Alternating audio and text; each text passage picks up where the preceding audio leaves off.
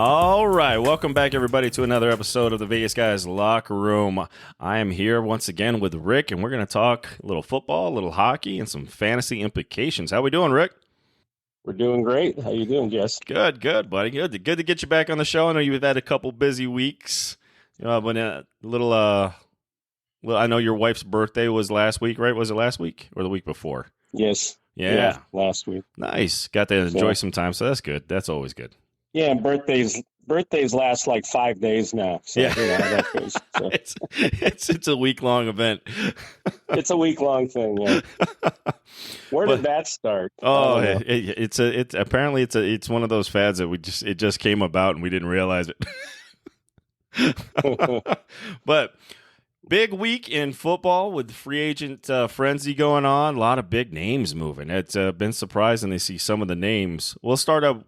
What do you think is the biggest move that's has happened so far, and how has it affected your fantasy outlook for next year?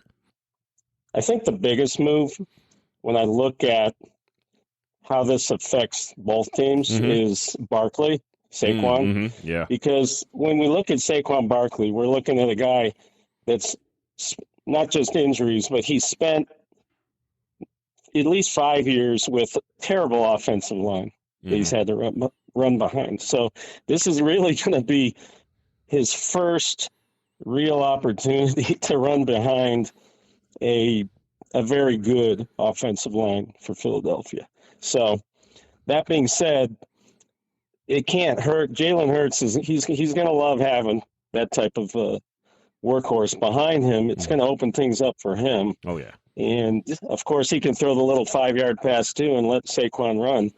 And I know Philadelphia had some serviceable backs the last few years, but they've never really had somebody with the size and strength and speed combination that Barkley has. And I know a lot of people are either down on Barkley or think maybe he's on the decline, but you can't really judge it yet until we see how he does with a team around him, because he's played on a terrible team with a terrible offensive line that has no receivers.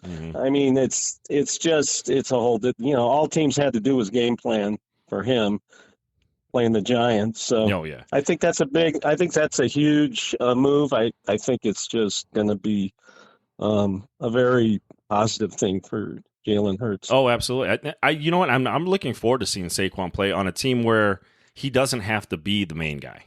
He's, when in the passing game, he doesn't, in New York, like you said, they had no receivers. So he was the number one option in the passing game, number one option in the run game. Yeah, I think there it's going to open it up. And he could be on the decline, but he's not going to have to do as much as he had to do in New York. So you're going to get a fresher Barkley for most of the season.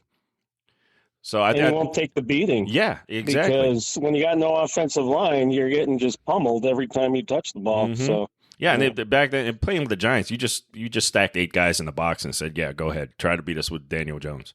I mean, that was the whole offense. That was it. I think that's going to be an interesting one. I thought another big one I liked was Kirk Cousins going to the Falcons, because they got some offensive weapons there now in Atlanta. And I'm curious to see how that works, especially everybody's been, big Kyle Pitts. Ever since he got drafted, one of the most phenomenal, physically talented tight ends ever to come out of the draft. And he's just never produced as far as fantasy-wise. I'm curious to see if that changes now with an established quarterback in Kirk Cousins.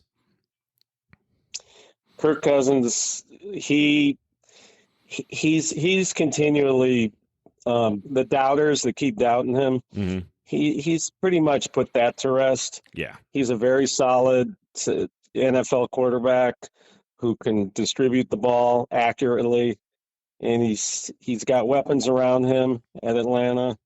He had pretty good weapons at Minnesota, but Dalvin Cook, he declined pretty quickly. So that run game kind of dried up for them the last couple of years. And I think that with Atlanta, they're going to love they haven't had a quarterback. I mean, who's the last quarterback? Well, Matt Ryan. Yeah, Matt Ryan. And Matt Ryan declined. He declined those last couple of years. He wasn't as good, but they got 2 good running backs. It's been a while since Atlanta had a guy who could throw the ball and distribute the ball. Yeah, I think it's going to be. I think it's going to be huge for Kyle Pitts. I think he finally puts up some numbers that I know people were looking forward to. I think Drake London picks up the game because he picked up the game with mediocre quarterback play last year. I think with Kirk Cousins, I think it's just going to be that much more of an impact fantasy wise. And I'm looking agree, at that. And they're playing in a division that's for the taking. Mm-hmm. I mean, they improve. They improve to the point where they're playing a decent Tampa team, New Orleans, who knows, and Carolina's still trying to find their way. Mm-hmm. I mean, they could easily just vault to the top of that conference. Absolutely. And that division. People forget about how Atlanta's defense was actually really good last year. It's just the offense just kept letting them down, and they weren't scoring enough points. So I could easily see the Falcons definitely being the favorite to win the NFC South now, even though I think Tampa Bay could give them a run for money, but I think it'd be between them two, and I'll take the Falcons. I agree with that, but Josh Jacobs going to Green Bay. Jordan Love, again, another guy who surprised a lot of people, but when it comes to how they built that team now, then the moves they've made and having a very good offensive-minded coach, they've done everything they need to make him successful. And now you bring in Josh Jacobs, who is durable. He's a workhorse. Mm-hmm. He can catch the ball.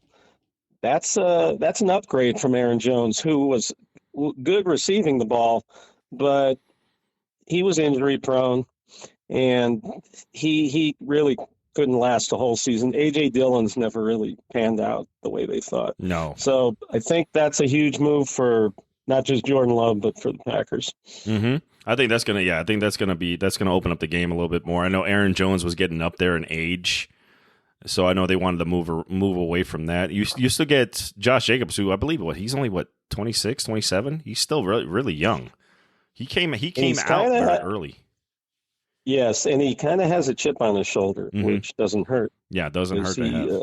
He feels like he didn't get his due. So he's definitely a guy I would target in fantasy drafts coming up next year because I think he's going to be the workhorse there, and I think that's going to help alleviate a lot from Jordan Love because we saw the difference in that Green Bay team when Aaron Jones was in the lineup and out of the lineup. They were just more explosive. You just know that Josh Jacobs is going to make a huge impact there. Another one I'm interested in, and it's more just for comedy reasons.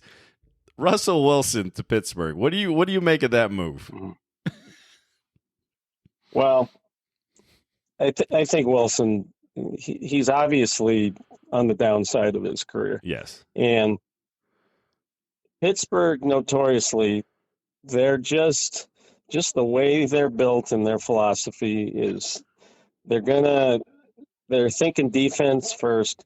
They're thinking they've always been able to find receivers that are, they don't really go out looking for them. Mm-hmm. They just find them. And it's really hurt them because they've had several years where they've neglected their offensive line. They continue to struggle with their offensive line year after year.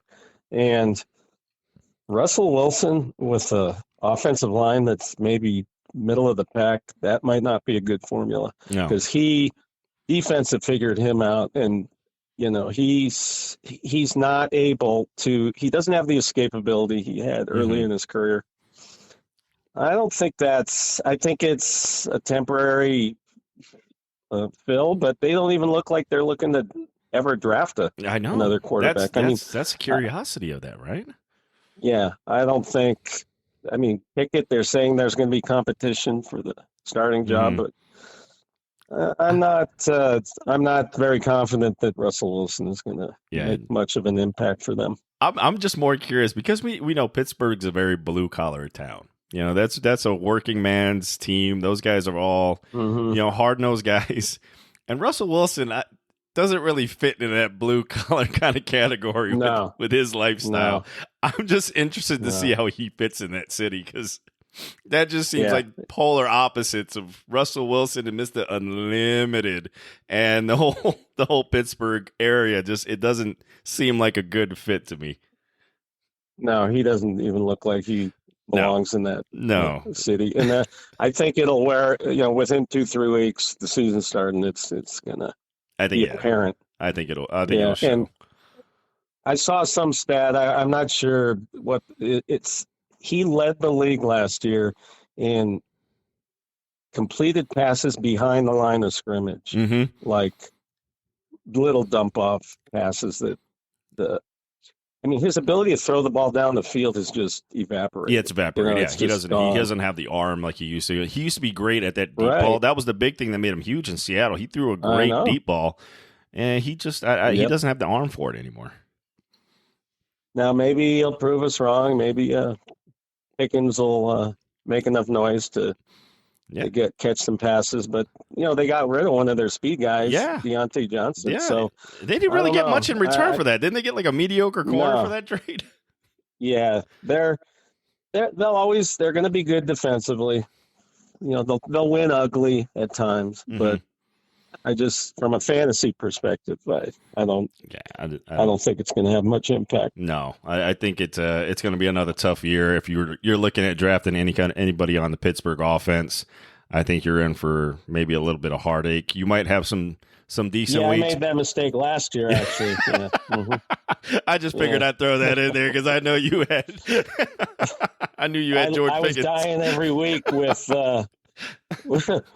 watching. Steeler offensive players. Yeah. Anybody, if I just know if you had George Pickens, if Rick played him in the lineup, you sat him on the bench because the only time Pickens did anything is when you put him on your bench and then he'd go off for points. Yeah, he went wild in like December. Yeah, anyways. But we had some three really kind of big name running backs that are kind of later in their careers. I'm curious to see who do you think will probably have the biggest impact in fantasy for next year, with Derrick Henry going to Baltimore, Austin Ekeler going to the Commanders, and then Joe Mixon being traded to Houston. Out of those three, who do you think is going to have the biggest impact next season as far as a fantasy running back? I think Derrick Henry will. I think there's just so many options there for Lamar. It's gonna open things up for him because he's another one. He's leaving a fairly pedestrian offense that defenses just keyed on him. So now he's on a team where it's hard to just game plan against him because you got Lamar running around, you got some decent receivers, a great tight end, and I think that Henry's going to do nothing but, flourish in that type of environment. He won't have to carry the ball 30 times, but I think he's going to get his share. And I think that that's a positive move. I look at the other moves. Ekeler, it's kind of a downgrade from going from Herbert to where he's going. Yeah. Who's going to be the quarterback? And then who was the other one you mentioned? Joe Mixon being traded to Mixon. the Texans. I look at Mixon. That's probably a good move for both sides. I think the Bengals don't really need Mixon. He's declined. But his influence and his stability is going to help the Texans. He's not going to have to, Devin Singletary was tremendous last year. So they're going to have a two-headed, they're going to platoon those two back and forth. And I think that it'll be good for Mixon. He won't have to do as much as he's been asked to do for Cincinnati. But I think it's good for Cincinnati, too, because they free up Mixon the cap space and everything like that. Yeah, I think it frees them up. They actually like that kid, Chris Brown, that young kid. They like him. And I look for Cincinnati to be in good shape if they could just keep Higgins for another year, which it looks like they're going to probably do. Yeah, so. He did request a trade. I don't know if they're going to honor it. They hit him with the franchise tag. He did request a trade from the Bengals. So I'm hoping they work that out because I think that's a great tandem there in Cincinnati, and it's been great to watch for fantasy purposes anyway. Yeah, you look at all the great fantasy quarterbacks, with the exception of like a Lamar who can run so much. They usually have a good 1-2 punch at receiver. They got a tandem that's great. Like even you look at Minnesota, say, they developed Justin Jefferson. Yeah. But then Addison looks like another Justin Jefferson. Oh, yeah. So, they got a tremendous 1-2 punch. And I think that when you're looking at quarterbacks and how you're going to rank these guys, you got to look and see what the weapons are. Mm-hmm. And, when we look at our quarterback list and how we rank these guys and these moves that have been made, some have been good for some quarterbacks and some won't be. Oh, yeah. So we'll just see. Yeah, speaking of the Minnesota, I'm curious to see where they go because with Cousins leaving, you got 2 stud receivers there, and I know the only signing they've made so far is Sam Darnold. I was kind of curious on that one because, Sam Darnold's had his chances. He's never really flourished. I was surprised them not go after one of the more veteran guys to try to solidify that and maybe go for a rookie because, you had Ryan and Tannehill was still available. I believe there was another. I think they're going to draft a rookie and let Darnold start for a little while, but try and get one of the. I know they like McCarthy a lot from Michigan. Mm-hmm. They got to see him kind of up close. They're pretty close to where he played, and they've been. What I'm hearing is that they really like him because they know they're not going to get. I'm not sure where they're picking, but they're not going to get. Caleb or any of those guys, but they could get McCarthy, and McCarthy might just be all they need with the weapons they got. So I think Darnold,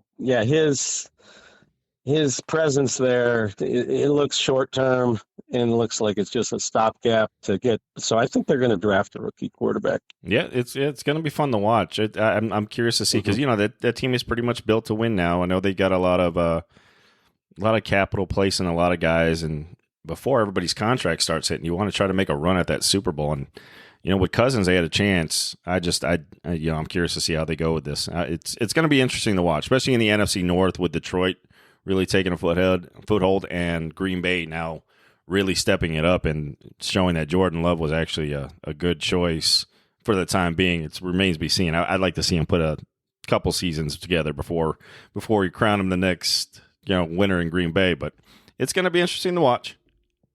Yeah, Love he's very unorthodox. He makes unorthodox throws. He's kind of creative, and it could be they've just put enough around him where he's just going to prosper just from having so many weapons. Weapons. It's amazing. Yeah. They put all those weapons together after Rodgers wants to leave. Yeah. Curious. Yeah. But all right. Well, there's been a lot of moves, and I'm sure there's going to be more moves coming down the road in free agency that's going to affect fantasy. But those were some of the big ones. Oh, and in case anybody wants to know, Mac Jones got moved for a bag of peanuts to the Jaguars. But so now we'll look at the top 10 QBs in fantasy last year, and we'll kind of figure if maybe they'll look in the repeat. Some of the guys in the top 5, we'll see if they'll be top 5 guys, and the remainder of them, we'll see if they'll finish in the top 10. We're going off of standard scoring. I'm actually going off of Fantasy Pros stats or what they had as their fantasy QB leaders. And at number 1, was a big of a surprise, was Josh Allen.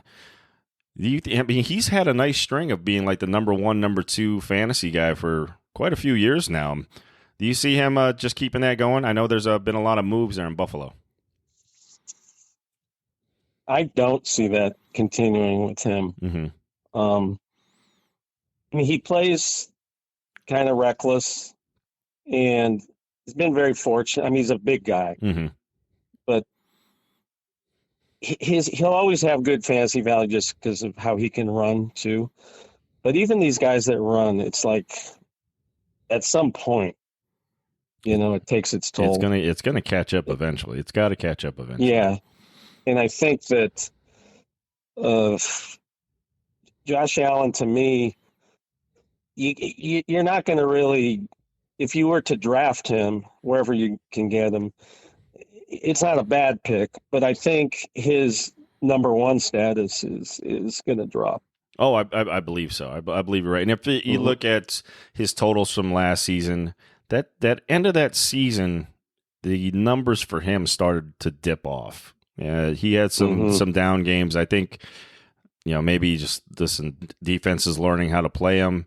And, listen, you're getting older. Stephon Diggs is not getting any younger. You lose Gabe Davis. Yeah, you got two good tight ends there. I'm curious to see if they target those guys more and get those guys more involved, because it looks like, the window for the Buffalo Bills is starting to shrink a little bit. And I'm curious to see if Josh Allen. I think it's closed. Yeah. I agree. I think it's closing. Yeah. I think it is closed because their defense has fallen off, and that whole division, other than New England, that division.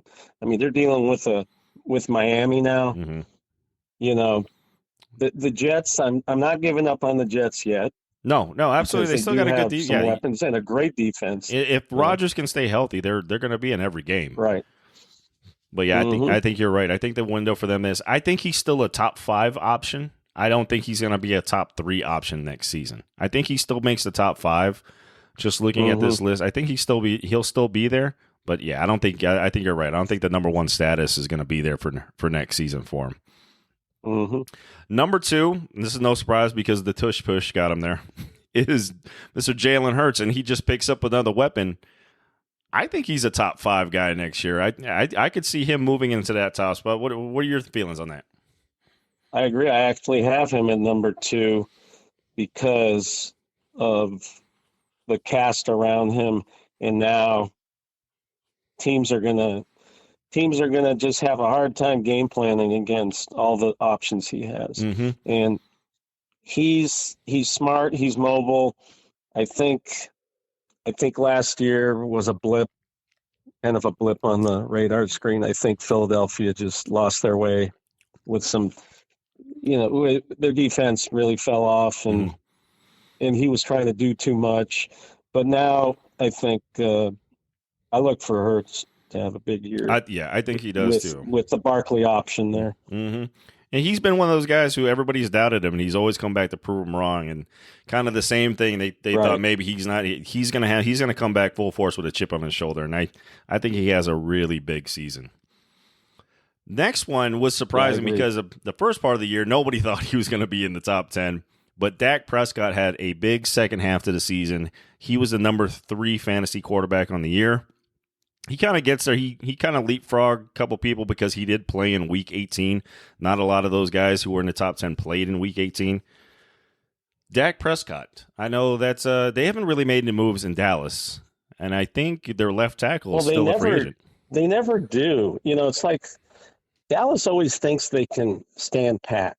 Oh, we love our guys, and we believe in our guys. All the Jerry Jones rhetoric.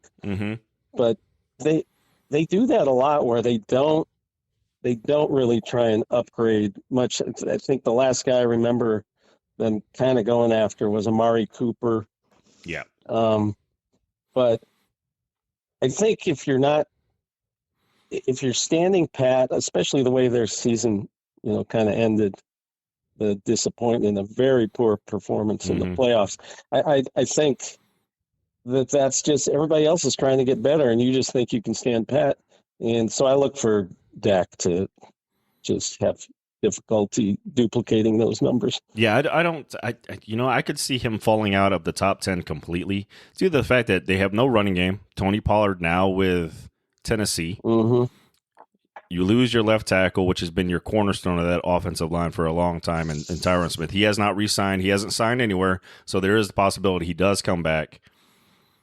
But if you lose, who is their running back? I don't even know who their starting running back is going to be next year. I think it's that.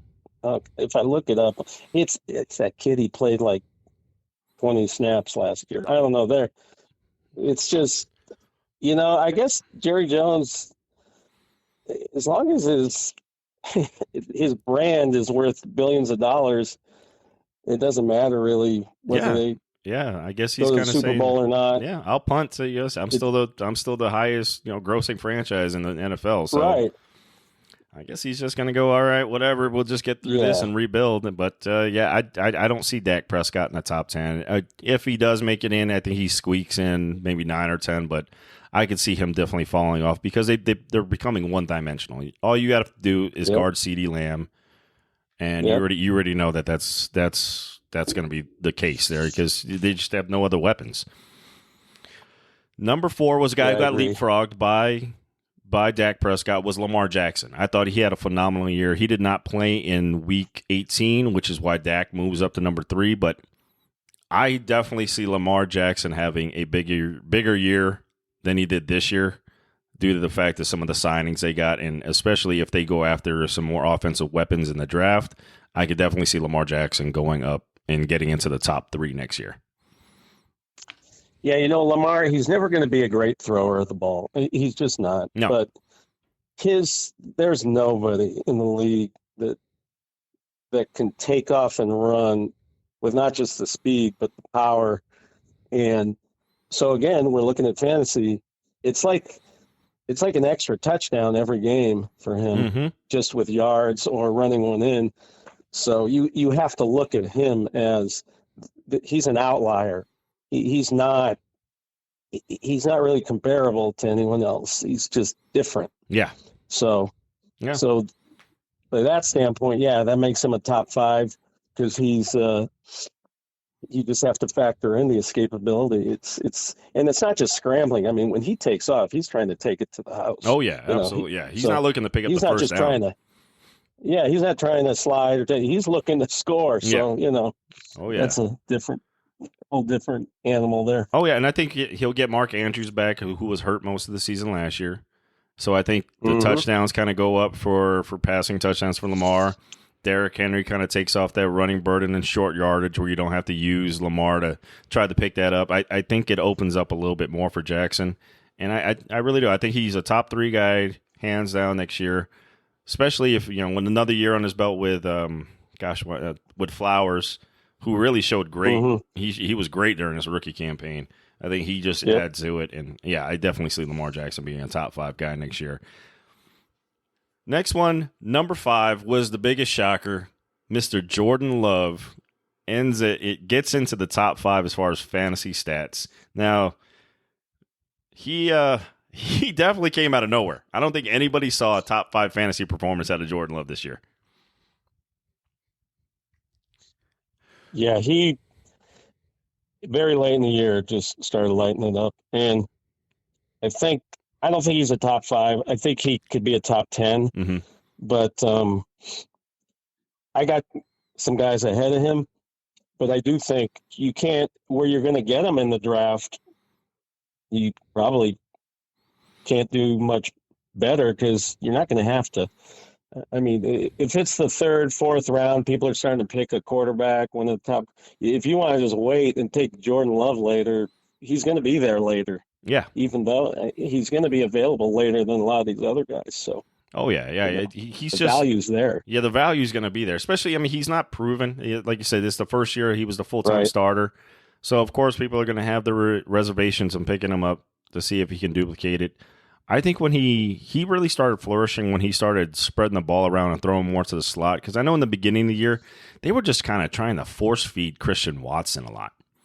And I think that kind of hurt where he was going to, because every time you knew, he's going to go to Watson and try to force feed it, and that seemed Watson to be the case. Played most of the year hurt, so they threw it up in the air thinking he'll jump up and catch it, but he had a bad hamstring most of the year, so I think he wasn't the same player.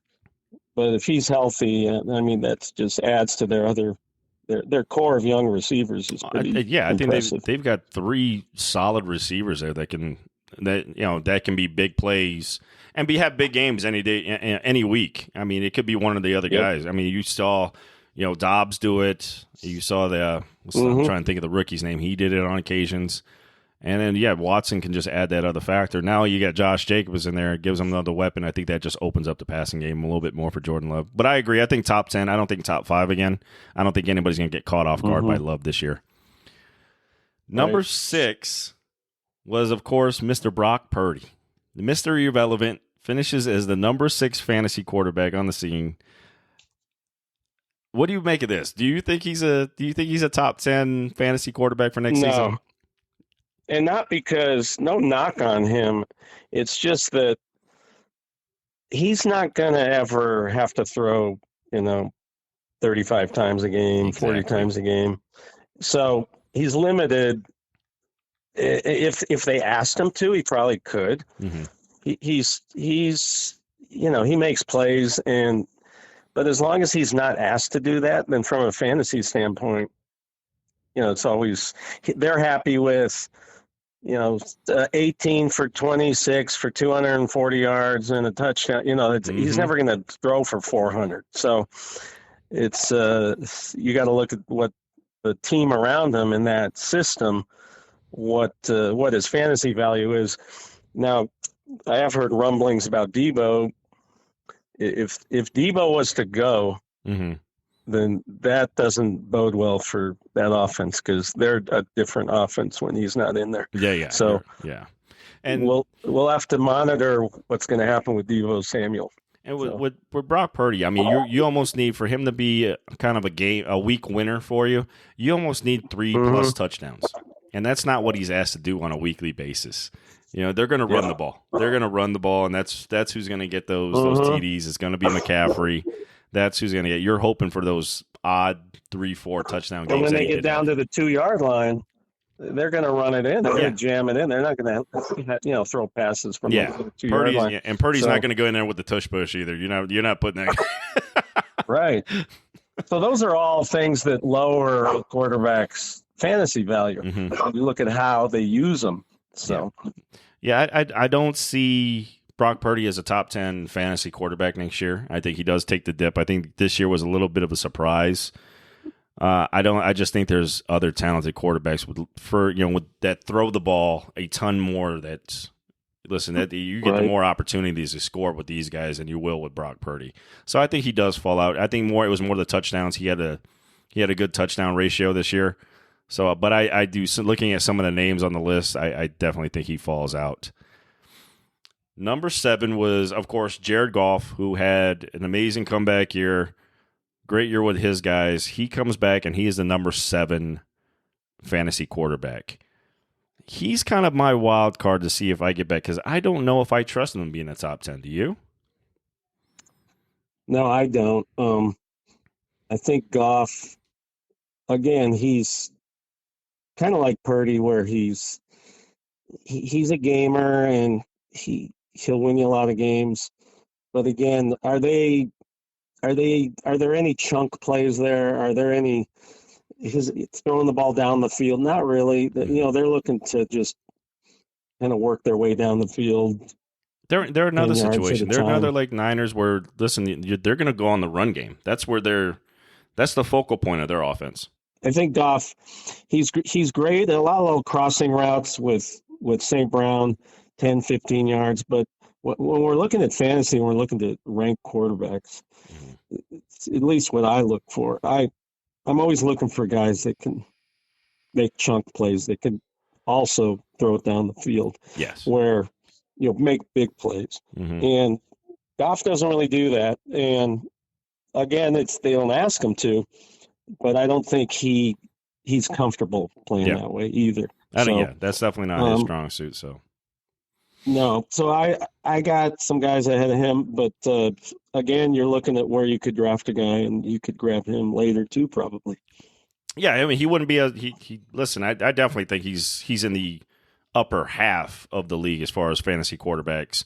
I don't believe top 10 is where he's going to be at. And the next guy, number 8, was Mr. Patrick Mahomes. I think he is another top 10 quarterback because I think they go out and they find him a weapon to throw the ball to rather than just Travis Kelce. And I think he does move up. I think he gets a little bit better. What do you think? Yeah, Mahomes is a solid top 10, and he's durable. If he has to throw it 40 times, he can, and he can take off and run when he has to. But his ability to make plays, like to buy time, does create opportunities for big plays.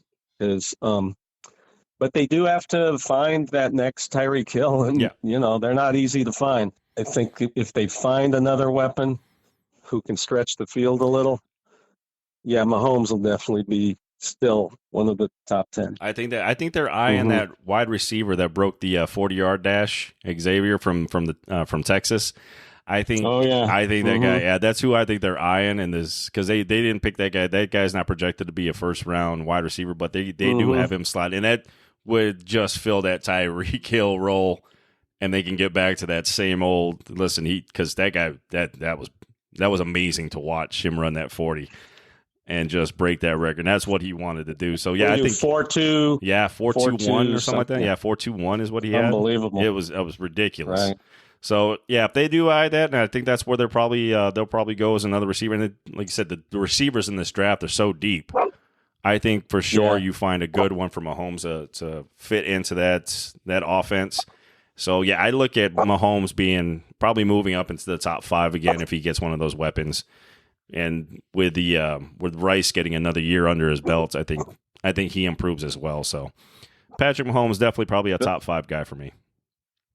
Yeah, they're also looking at there are some great receivers coming out. Mm-hmm. That kid from Washington, Jalen Polk, he's another one that's first year could, used to be wide receivers, took them a couple years to. Now guys are coming out and they're producing in their first year. So I think that's how the NFL has changed.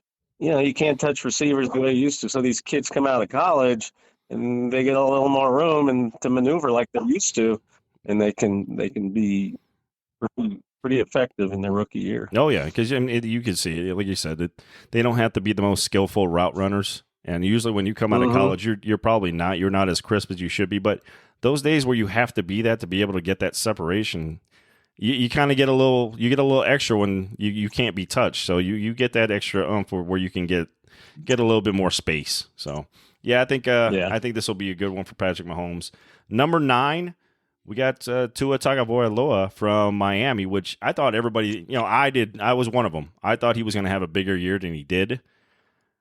Mm-hmm. Is he a top 10 guy next year, or have we seen him kind of his peak right there at number 9, kind of in that upper half?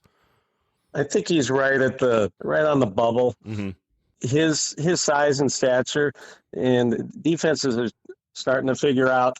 They ran so many quick crossing routes with their receivers. The defense, it took them a while to adjust to that. Once they started to bump the line a little more with those receivers, hold them on the line a little, that hurt Tua a little because he was used to those guys just throw a little 5-10 yard pass across the middle, let them run 20 yards. Yeah.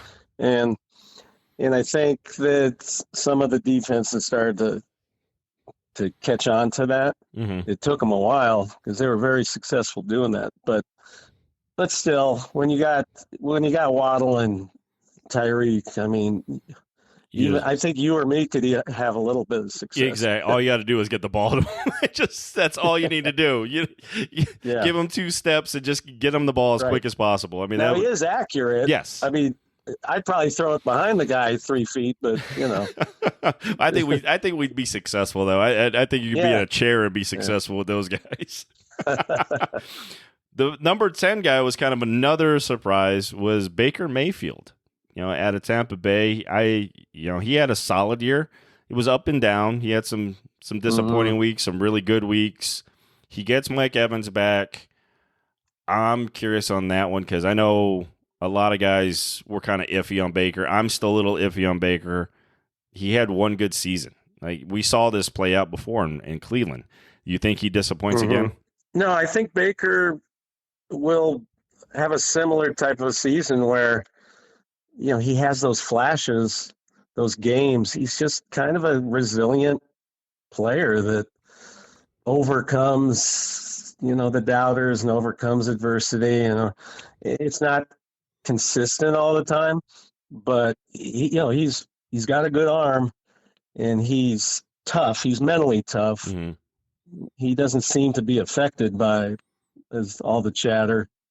And he's always kind of trying to prove people wrong. Mm-hmm. So I think that alone keeps him a high compete level for him. He's very competitive.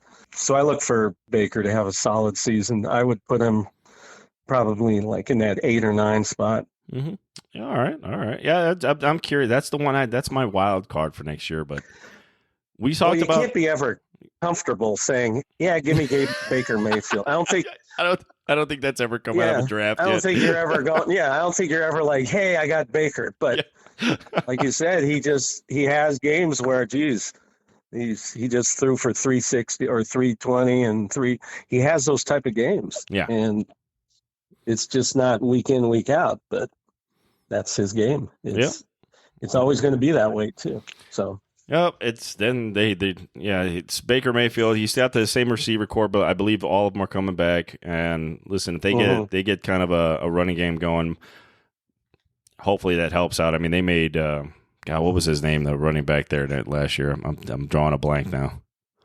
Oh, Rashad. Yeah, yes, White. Yeah, White, and I mean he had a decent year with especially coming out of that offense. So. But I do think some of the guys we talked about falling out, because I think somebody like a C.J. Stroud will definitely be in the top 10 next year. Yep. Stroud that was incredible what he did with a lot of no-name players that became known. So when I'm looking at, when we're thinking of who moves up, who's not in that list that we just went over, you could put Kyler Murray in there, who missed most of the season. Yep. And is capable of, lighting it up at times. Oh, absolutely. And if they get him, Marvin Harrison, who knows, So. Yeah, they're definitely going to eye a receiver, because they did make that trade today where they sent Rondale Moore to Atlanta for Desmond Ridder. So they're probably looking at getting a receiver into that mix, and it's going to be somebody big. It's going to be a big name. That's probably where they're going to go with the number 4 spot. I think Marvin Harrison Jr. is going to go. I think Arizona's going to take him in the number 4 pick. I think he's considered a generational type of talent. I know some people have Marvin Harrison going to New England. I'm curious on that one. They just, that whole new regime there, I don't know what they're going to look like. If it was Bill Belichick, that's probably never going to be the case. But now with new leadership there, I'm curious to see if they do that. You still have Neighbor coming out of kind of college, and he's a big name guy. And I think either one of those guys with Kyler Murray is going to be a big play receiver next year. Right, I agree. And then you got Burrow, who, of course, if he's healthy, moves up. Cousins, he's always been a steady kind of top 10 guy in fantasy. He's been that one guy where you're like, well, I can always just grab Kirk Cousins in the later round. He's like that fallback guy. That's everybody's fallback position going, I didn't get one of the big names. I'll just grab Kirk Cousins in round 7. Yeah. Yep. What do you think of Anthony Richardson? He started Is he the next Lamar? I'm curious because, we didn't get to see a whole lot of him. He got hurt. Right. He played 3 games and got hurt. Yeah. I'm curious to see. But the glimpse is he kind of reminded me of a bigger Lamar. Mm-hmm. He was power. I mean, when he ran, it was friggin' like I said, oh, he's not going to last. Look he's just trying to run over linebackers. But I think he's like he could come out of nowhere. Who knows? Yeah, who knows? If he works on throwing the ball a little bit more, I think you can see some big things. He's got to sprinkle in the running game, not just try to be the running game. I think that's where he needs to change his game up because, he was a big boy in college, but there's some big boys in the pros, and they're definitely going to hit you. Well, he found that out for sure. Yeah, he did. So I mean, those are some other names. Like I think some of those names fall out, and like we mentioned, those guys are very capable of finishing in the top 10 in fantasy. And we still don't know where Fields is going, exactly, or if he's going. So we'll see. That's going to be there's going to be plenty of time to debate that one because I think Chicago's going to take their sweet time with this move and see what they can get as far as offers or whatever they're going to get. I'm curious to see where they move. I know me and Sean have been on the show. We talked about it. I'd rather trade that pick and get some other needs because there's a lot of needs on the Bears. Yeah. I'm not a big Caleb Williams guy. You look at him against ranked teams, 0-4. I don't know. I could see those Drake May. I could see those guys being bust. You know what you're getting out of Justin Fields. And like we talked about, everybody loves his work ethic. Give me a guy who's going to try to improve. I can work with that.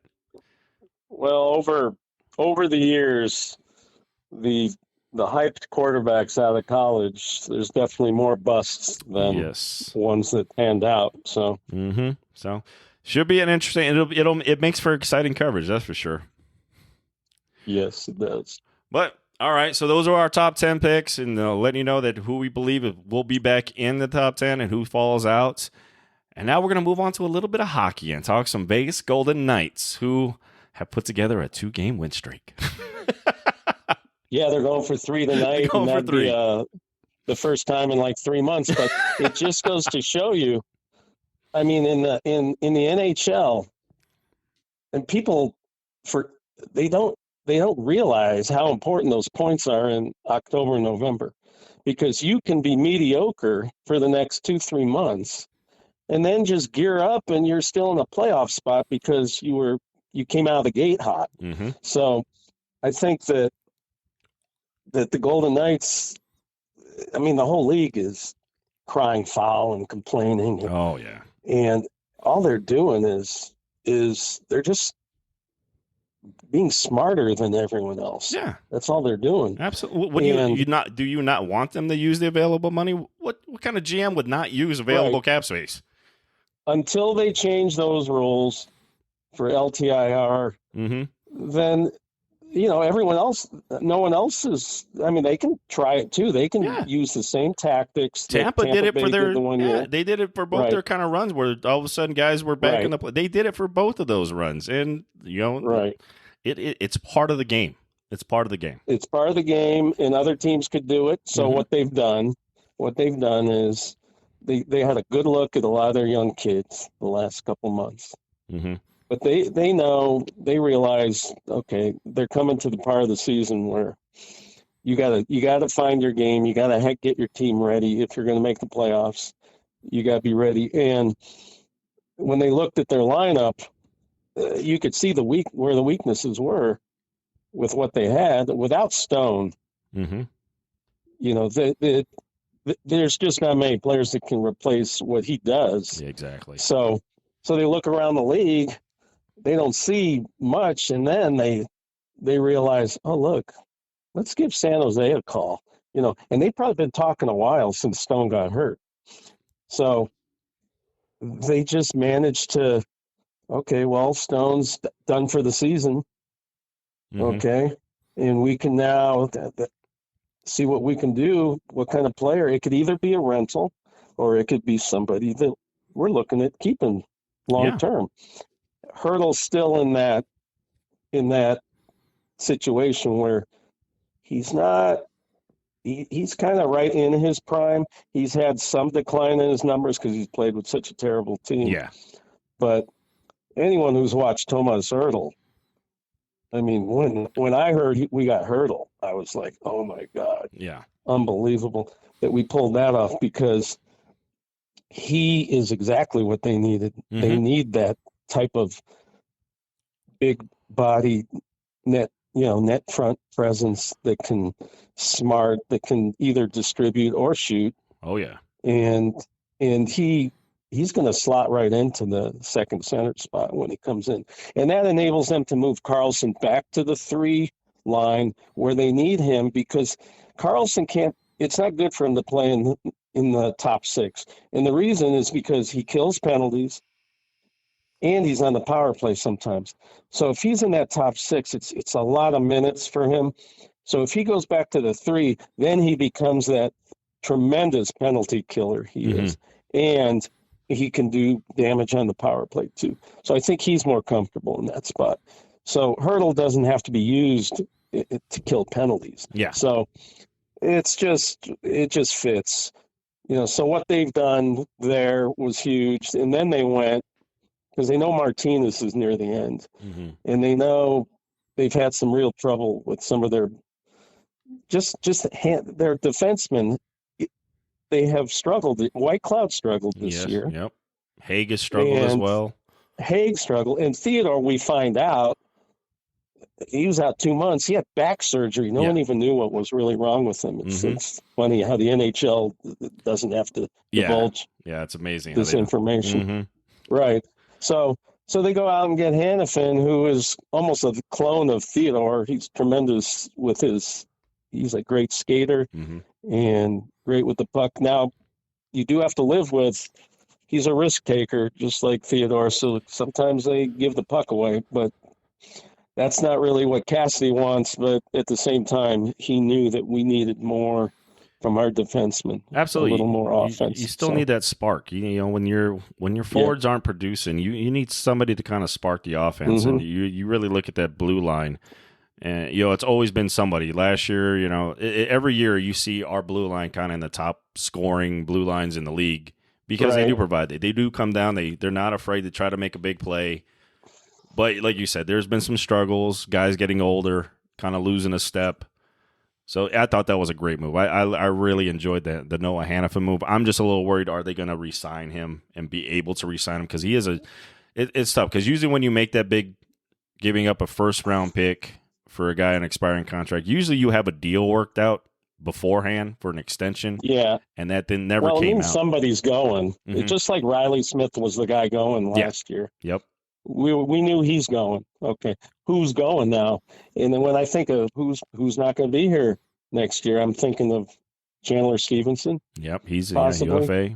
Marshy's a UFA. Yeah, Marshy, I mean, it's almost hard to imagine they would let him go, but yeah, you got to think of who's on their way out, and you know, Stevenson comes to mind too because we are very deep at center. Yeah, and if Hertl slides right into a center spot, he can play either, but I think he's more effective. Stronger as a center. He's more effective. So that means you move Chandler Stevenson back out to the wing, where I don't think he is as strong as some other guys. But his speed makes up for a lot of stuff. But yeah, I agree with you. I don't think Stevenson's back. Stevenson he has struggled this year with his puck handling, his puck management. He's a great skater. But it seems like when the puck gets around him, he tightens up, he grip, and it's shown. Now, he did make, I don't know if you saw the game the other night to get into overtime. Oh, yeah. He made an amazing play. It touched his stick for a millisecond, but it was the redirection, incredible play. The redirection to Marshy.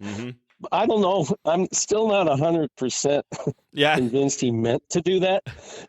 I think he was trying to. He was trying to deflect the shot and get it on net. It just happened to go right to.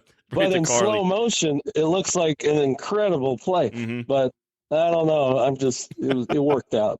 But that might have been a little more luck than skill, but we'll take it. Right. I mean, you saw the play, right? Yeah, I did see the play. It was unbelievable, but. It's like, did he really mean to do that? I don't know. Yeah. Anyway, but the Knights are now, they're in position. But when you look around the league, I don't really see. It's kind of really separated to me to like 4 or 5 teams.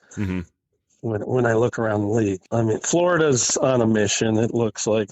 They just look like they look solid. They look and they improved. I mean, you pick up Tarasenko at the deadline. Who else? They picked up somebody else, didn't they? I forget. I'm trying to remember. There's been so much sporting news. What's amazing about them?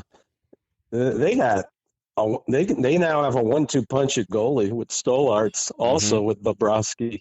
They're both playing unbelievable. Not many teams have.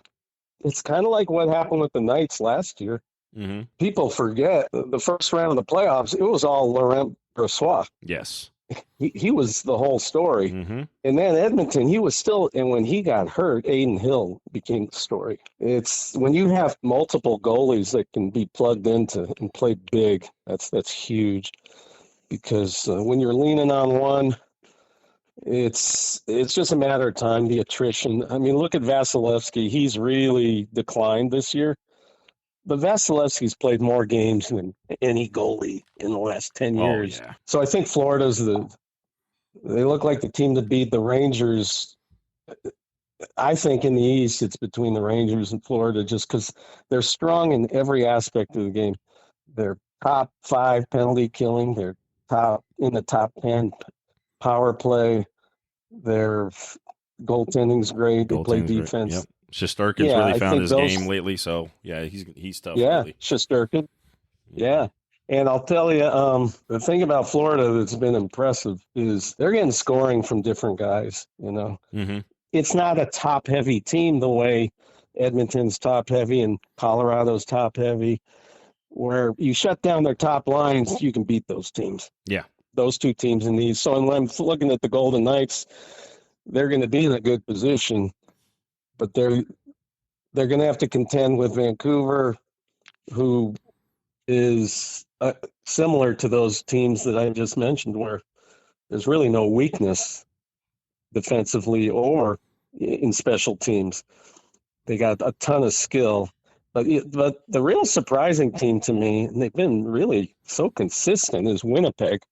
Oh, my goodness. Yeah. Winnipeg has been – remember, wasn't it this time last year they were talking about tearing that whole thing down and rebuilding, and all of a sudden they're out of nowhere and at the top of their division. So, I mean, man. Well, they got rid of Wheeler, but they picked, they picked up Monahan, and they're very balanced. If you look through them, they're almost kind of like the Knights, where you try and get scoring from different people, not just your top line. No. But I think that they're going to be a tough out. They're solid defensively. Yeah. They're second. They're either first or second in the league in goals against. They're made for the playoffs because they're kind of deep and balanced. Oh, yeah. And they're better than they were last year. Last year, it seemed like the blue line let them down. I think they're under the radar because, they've been quiet. Yeah, they're that quiet team. Yep. Yeah, exactly. Small market team. Yeah. They've been quiet. Right. They picked up Tyler Toffoli as well, correct, at the trade deadline? Toffoli, there you go. Yeah. That shows me that they're trying. They want to win. They want to do it now. And they go out and they get a bona fide goal scorer that can make the difference for them in big games. He's a big game player. He's a clutch player. He's the ultimate. He's the ultimate trade bait, because I think this is his sixth team in 3 years. He's become. That's what he's become. He's become that guy everybody goes after. I know. Toffoli's become that guy every year. Every year. But he plugs right in. It doesn't take him 10 games to adjust. Exactly. The guy plays on teams for half a season. He's great every year. Right. In fact, did he play yet his first game? I don't know. I don't know yet. You can almost guarantee he'll score in his first game. He's amazing. I joked around about it because I was like, man's played for his sixth NHL team in 3 years. Man's traded every year. Every trade deadline, Tyler Toffoli's moving. I'm like, that man has he's got some. He must be a great renter. He's a great. Yeah, he's. He doesn't mind, that's his role, and I think any team can't go wrong. You pick up a guy just for your playoff run. That's the kind of guy. Yeah, that's the kind of guy you want, because he's been great everywhere he's played. You always see him. He puts up great numbers. I mean, he fits right in. He's kind of that Swiss Army knife. He can play any role. Yeah, I agree. But yeah, what do you think about the game tonight with the Knights? The Knights playing. God, who are we playing tonight? I just had Calgary. We're playing Calgary. Hannafin's coming back. Going against Calgary. Yep. Yeah. It's going to be curious, because I thought Calgary would be a bigger seller. I know they kept some guys. I know a lot of people thought Markstrom was going to be traded, but the big name goalies usually don't move during a trade deadline, because that's the hardest position to kind of get acclimated to, moving to another team. So the goaltenders rarely ever move at the trade deadline. I thought they were going to dump a little bit more than they did. Yeah, they were kind of. I mean, a few weeks ago they were buyers. Then they look like they're not going for like a complete rebuild, but they're trying to make a few changes, and it was a financial move for them. They realize that they probably don't have the team this year to make a run. But I expect the Knights if they could just get a little more consistency in their game. But even they won the other night at Seattle, but even in that game, some real defensive mistakes that have haunted them the last month or two. Mm-hmm. What happens when you make a lot of defensive blunders? Your goalie starts to lose his confidence a little, because it's like you're asking too much. So I think if they can start shoring up some of those defensive blunders, it's not on one guy. It's like the whole team. It's been a team effort. But at the same time, if you're going to start scoring 4 or 5 goals a game, which wasn't there for a while for them, that can make up your margin of error is much less. You can win games 5-3, 4-3. You don't have to win 2-1, 2-0, 3. So they are starting to their offense is heating up, and that's a good sign. I would think if they were to, because they're not guaranteed, and they know this too.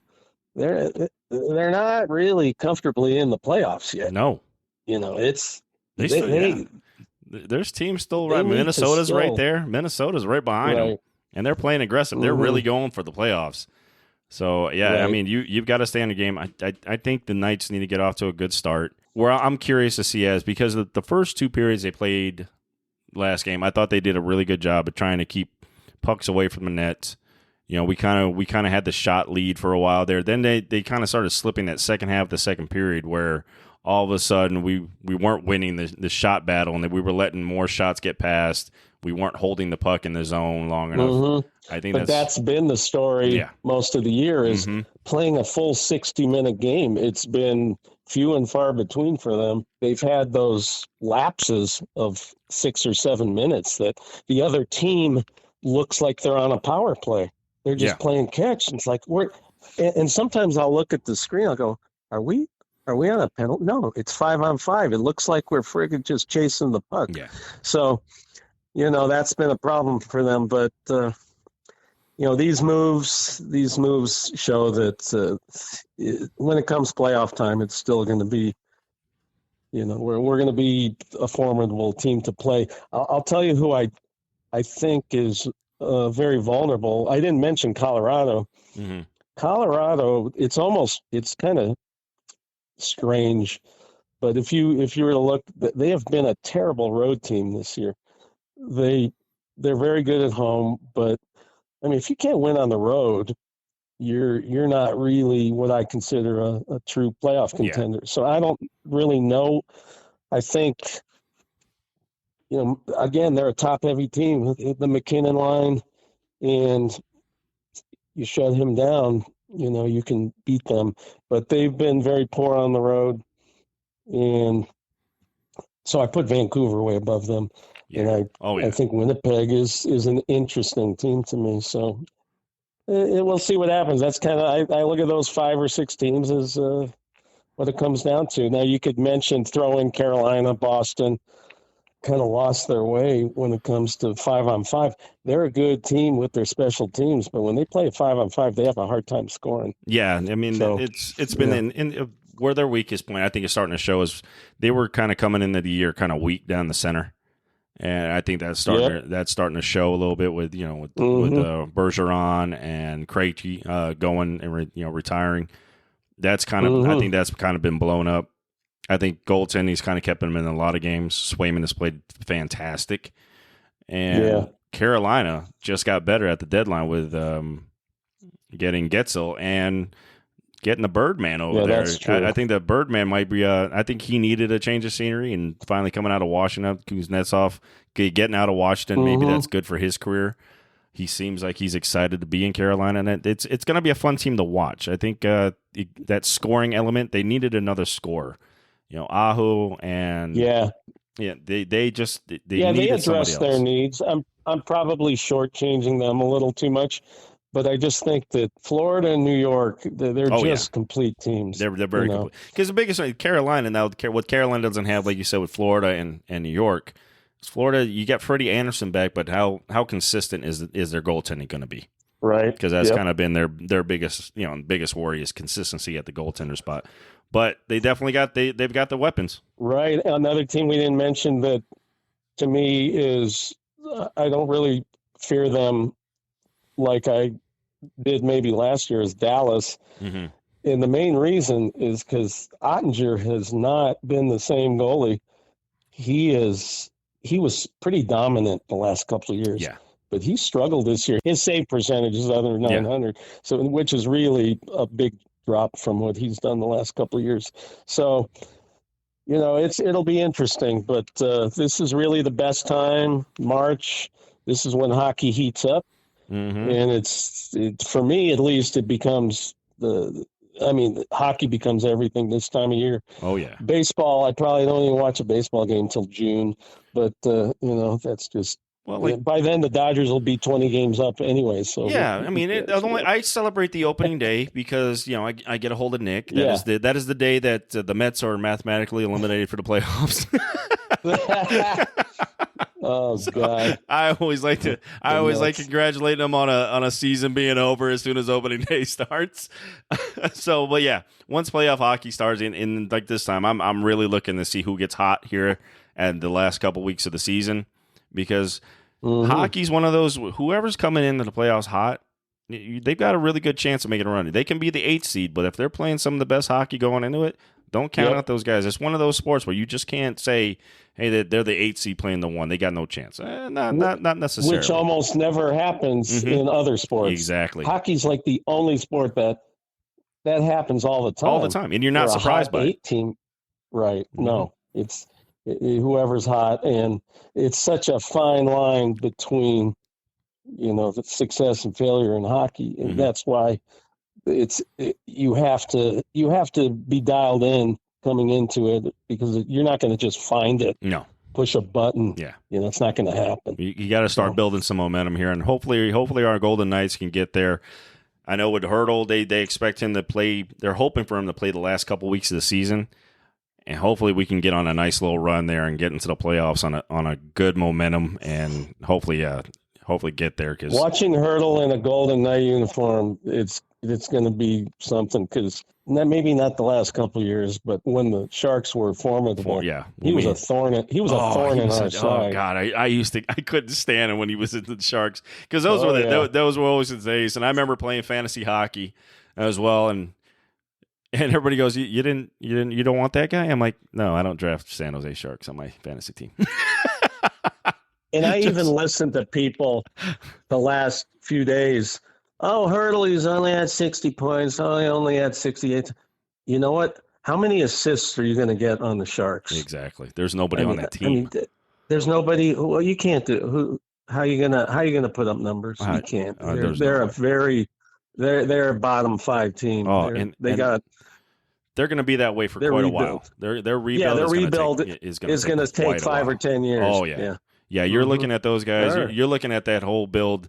You're looking at Arizona status is where you're going to be at for a good while, because those guys, it looks exactly how they did their rebuild. And you can rebuild, but man, they just completely emptied the cupboards, and you just went with. And they're retaining 17% for years. That was the greatest trade by RT. I was like, man, patted them back for that one. That was a good move. I don't know how you got them to agree to that one, but all right. So, well, maybe they really like our David Enstrom, the center. I hear a lot of good things about that kid, but maybe they like who they're getting. Hey, I'll take the proven commodity, because you already know. Too. Yeah, I'll take that proven guy any day of the week. Give me that, especially when we got Stanley Cup window open. So I'll take that. I think that was a great move. In the Knights' history, they picked up Stone, crucial. They picked up Barbashev last year. They picked up Eichel. If you look at their farm system and who they let go, there's only one guy. Yep. I agree with that this. Really kind of turned out to be pretty good. That maybe we should have kept it. Was Suzuki? Exactly. Right. That's the only one that Eric Brandstrom. It's the only one. Anything. Yeah, Brandstrom hasn't done nothing. Cody Glass, nothing. Absolute disappointment. Yeah. Yeah. Right. So Suzuki's really the only one you could ever say, maybe we should have kept him. So anyway. Yeah. Yep. But all right, guys, that's all the time we have for today. Rick, thanks for joining the show, man. Always great talking sports with you. We can go on for hours talking this. We could. It was fun.